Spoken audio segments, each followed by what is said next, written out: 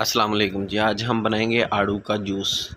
एक नया तरीका बताने लगा हूँ, बहुत ही सादा सा और आसान तरीका है और ये बिल्कुल सस्ता तरीका है जो मैं बताने लगा हूँ। करना क्या है जी, आपने आड़ू ले लेने हैं।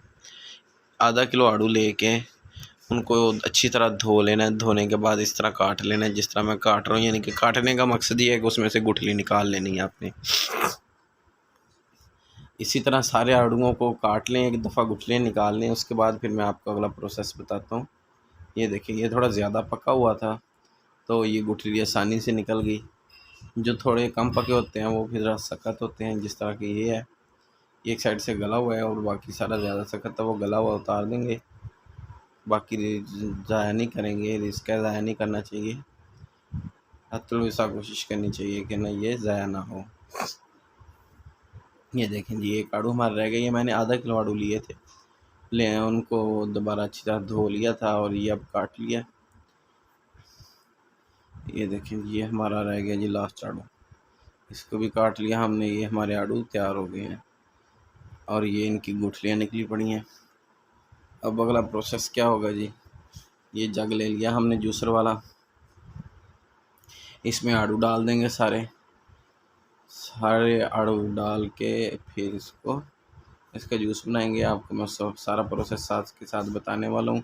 इसमें कुछ टिप्स की बातें मैं बताने वाला हूँ, वीडियो कहीं से भी स्किप नहीं करनी, वरना वो मेन जो बातें होती हैं या जो गुर की बातें होती हैं वो छूट जाती हैं। ये देखिए जी, ये पानी हमने डाल लिया, थोड़ा सा इसमें पानी डालना है और उसके बाद चीनी डालेंगे। चीनी आपने खुले दिल से डाल लेनी है क्योंकि हमने इसको काफ़ी पतला करना है। तो जब पतला होगा तो ये फीका हो जाता है, इस वजह से वो आपने इसमें चीनी ज़्यादा डाल लेनी है। ये लें जी, ये देखें जी, चीनी हमने इसमें डाल लिया 10 चम्मच। मैं इसके तकरीबन 1 से 1.5 जग बनाने वाला हूँ आधा किलो आड़ू का। तो आप अपनी मर्ज़ी से चाहें तो क्वांटिटी कम या ज़्यादा भी कर सकते हैं, ये आपकी मर्ज़ी है। ये कोई ऑथेंटिक रेसिपी मतलब कि वो नहीं मैं आपको कह रहा कि मतलब कि फुल कोई ये मतलब कि सख्त ऑर्डर है कि यही करा आपने करना है। आप अपनी मर्ज़ी से कम या ज़्यादा कर सकते हैं। 2 नींबू निचोड़ लेने हैं आपने इसमें। ये 2 नींबू काट के मैंने इनके बीज निकाल लिए थे, अच्छी तरह इसके अंदर निचोड़ लेंगे। आजकल नींबू भी थोड़े इस तरह के आ रहे हैं, गर्मी की वजह से रस कम ही निकलता है नींबू से। ये दूसरा नींबू काटने लगे हैं जी। दूसरा नींबू काटने के बाद भी इसके अंदर निचोड़ लेंगे अच्छी तरह।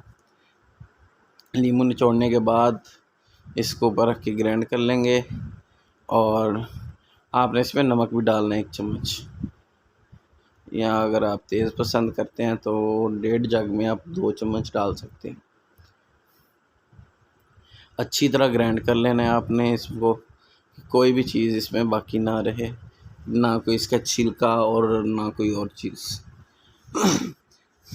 पल्प तो पहले इसका अच्छी तरह ग्राइंड हो जाएगा। जब ये ग्राइंड हो जाए अच्छी तरह तो फिर आपने मशीन बंद कर देनी है। जग ले लेना है इस तरह का एक, कोई भी, इसमें ये देखिए पानी है, और इस तरह की एक टोकरी ले लेनी है ज़रा मोटे सुराखों वाली। ये पोनी से थोड़े मोटे सुराख है लेकिन टोकरियों वाले सुराखों से थोड़े बारीक हैं, तो इसमें से इसको एक दफ़ा गुजार लेना है ताकि अगर कोई छिलका या कुछ इस तरह का बाकी बच गया हो, या जिस तरह लीमू के बीज थे वो के अंदर गए हैं तो वो इसमें रुक जाएंगे अगर ग्राइंड ना हुए हुए तो। और उसमें जग में पानी डालने का मकसद ये था कि इसको पतला करना था, मैंने पहले ही आपको बताया था। तो वो पानी में ये पतला हो गया। ये देखिए, ये सारा गुज़र गया बिल्कुल। वो थोड़ा सा बचा है वो टोकरी के साथ ही ऐसे ही रख देंगे धोने के लिए। और ये देखिए, ये जग हमारा एक तैयार हो गया है। इसको हिला लेंगे एक दफ़ा और इसके बाद फिर आपको इसकी फ़ाइनल लुक दिखाते हैं। ये देखें जी, अच्छी तरह हिला लिया हमने इसको, बल्कि अभी इसमें बर्फ़ हमारी डालनी बाकी है। अच्छी तरह हिलाने के बाद आधा जग आपने ले लेना है इसका, बाकी दूसरी जग में रहने देना है।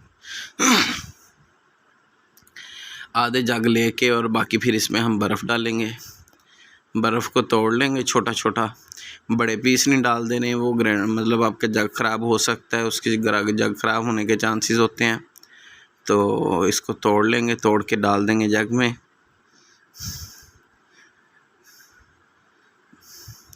जग हम पूरा भर लेंगे बर्फ़ से। ये देखिए, ये छोटे पीसों में मैंने तोड़ ली थी और ये डाल देंगे इसमें जग में। ये देखें जी, हमारा जग भर चुका है इस टाइम पे आके। तो अब इसके ऊपर ढक्कन लगाएंगे और इसको दोबारा ग्राइंड होने के लिए रख देंगे। मशीन चला देंगे। ये देखें जी, सारा कुछ ग्राइंड होना शुरू हो गया।